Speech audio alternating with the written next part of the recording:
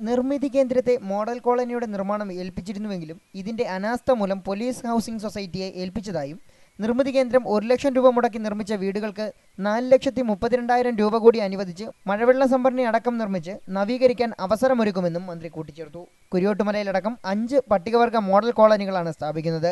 Model കോളനിയിലെ ഓരോ വീടിന്റെയും നിർമ്മാണത്തിന് 5,32,000 രൂപയാണ് അനുവദിക്കുക. തെറ്റിദ്ധാരണകൾ പരത്തുന്നവരെ വിശ്വസിക്കരുതെന്നും കുത്തിത്തിരിപ്പുമായി എത്തുന്നവർക്ക് നേരെ കുറ്റിച്ചൂലെടുക്കണമെന്നും മന്ത്രി പറഞ്ഞു. നിർമ്മിതി കേന്ദ്രത്തെ ഏൽപ്പിച്ചു. നിങ്ങൾ ഏവരും കേട്ടിട്ടുള്ളതാണ്, സംസ്ഥാന നിർമ്മിതി കേന്ദ്രമാണ്. അവര് നേരെ ചെയ്ത് പണി തീർത്തില്ല.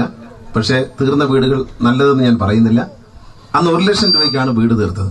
പിന്നെ ഈ ചടങ്ങിലൂടെ വരുന്നതിന് മുമ്പേ ചില കുബുദ്ധികൾ ഇവിടെ പ്രചരിപ്പിക്കുകയുണ്ടായി.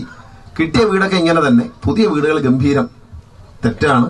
പുതിയ വീടുകൾക്ക് 5,32,000 രൂപയാണ് നമ്മൾ നൽകുന്നത്. 1 ലക്ഷം രൂപ പോയിട്ട് ബാക്കിയുള്ള 4,32,000 രൂപ കൊടുത്ത് നിങ്ങൾക്ക് പണി പൂർത്തിയായിരിക്കുന്ന കെട്ടിടങ്ങൾക്ക് അത്യാവശ്യം വേറെ മുറികളും കൂടെ ഒക്കെ പണിഞ്ഞ് നല്ല കുട്ടപ്പനാക്കാനുള്ള പ്ലാൻ ഞാൻ തന്നെ വരച്ച് റെഡിയാക്കി പണിയിച്ചു തരും എന്ന് ആദ്യമേ ഞാൻ ഉറപ്പു തരും. മോഡൽ കോളനിയുടെ ശിലാസ്ഥാപനത്തിനെത്തിയ മന്ത്രിയെ പരമ്പരാഗത ശൈലിയിൽ പാട്ടും ആട്ടവുമായാണ് കോളനി നിവാസികൾ സ്വീകരിച്ചത്.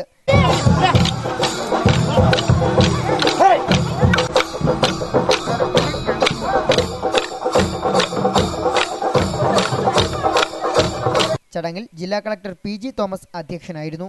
പട്ടികവർഗ വികസന വകുപ്പ് director CA Latha IAS report അവതരിപ്പിച്ചു. പിറവന്തൂർ ഗ്രാമപഞ്ചായത്ത് president K Jose, vice president Shirley Gopinath, ജില്ലാ പഞ്ചായത്ത് അംഗം ലത C നായർ, ബ്ലോക്ക് പഞ്ചായത്ത് അംഗം R ആരോമലുണ്ണി, ജെസി തോമസ് തുടങ്ങിയവർ സംസാരിച്ചു.